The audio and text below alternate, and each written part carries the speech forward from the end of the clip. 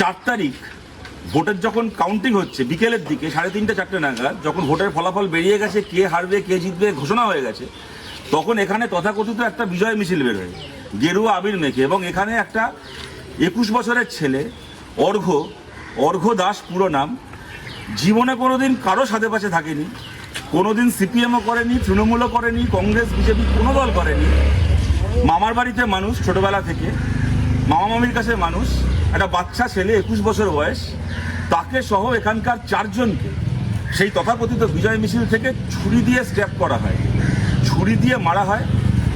তাদের মধ্যে 2 জন খুব সিরিয়াসলি ইনজিওর্ড, কিন্তু হাসপাতালে ভর্তি হতে হয় না, তাদের চিকিৎসা করে তারা বাড়ি ফেরে। 2 জনকে হাসপাতালে ভর্তি করতে হয়। একজন এখনো অবধি 3 জনকে হাসপাতালে, 3 জনকে হাসপাতালে ভর্তি করতে হয়।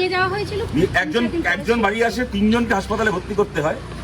তাদের মধ্যে 2 জন এখনো পর্যন্ত মৃত্যুর সঙ্গে লড়াই করছে, আর একজন আজকে মৃত্যুর সঙ্গে লড়াইতে হেরে গেছে, অর্ঘ্য দাস। ছেলেটা একটা 21 বছরের ছেলে।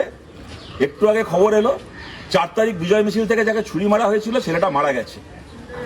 একটা 21 বছরের ছেলে, কোনো দোষ নেই, কিচ্ছু করেনি, জীবনে কোনোদিন কোনো পার্টি করেনি, তাকে বলি দেওয়া হলো। এবং তার থেকে বড় কথা, এই ঘটনার যারা এখানে আমার পাশে দাঁড়িয়ে আছে, যে তোমার নামটা বলে, কৌশিক দাস, ওরই ভাই, অর্ঘ্যর ভাই, ওকেও ছুরি দিয়ে মারা হয়। তোমার ইঞ্জুরিটা দেখো, এই দেখতে পাচ্ছেন, একটু এখানে ক্যামেরাটা একটু এখানটা আনো।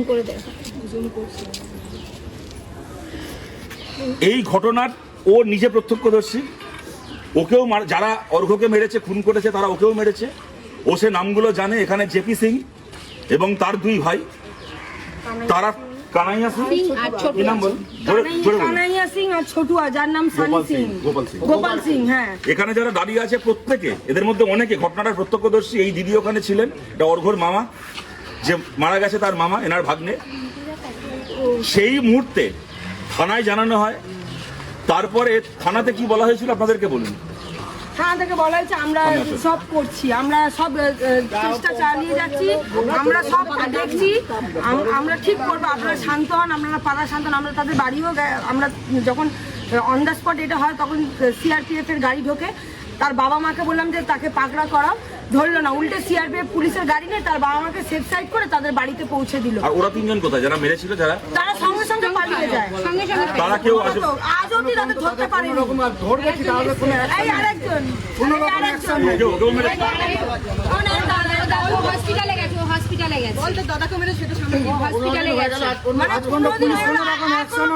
কোনো সাহায্য করেনি পুলিশ, আমাদের দেশে লাঠি চার্জ করেছে, উল্টে পুলিশ আমাদের ভালো আমরা যখন এই মারা গেছে, আমাদের ভাগনা যখন হসপিটালে ভর্তি, আমরা যখন এই নিয়ে প্রতিবাদ করছি, আমার দাদাকেও এসে মেরেছে। আমার দাদা তো হসপিটালে ভর্তি ছিল, ওরও কন্ডিশন খারাপ ছিল। যে মারা গেছে দাদা শতরূপদা, যে মারা গেছে তার নাম, ওনার ছেলে জীবনে কারো সাথে পাশে থাকেননি, একটা খেলাধুলো নিয়ে থাকতো, হই হুল্লোড় আনন্দ করে থাকতো একটা ছেলে, 21 বছরের একটা ছেলে। এই মায়ের কোলটা খালি করে দিয়েছে। আমাদের বিচার চাই, আমাদের 3 জনের শাস্তি চাই।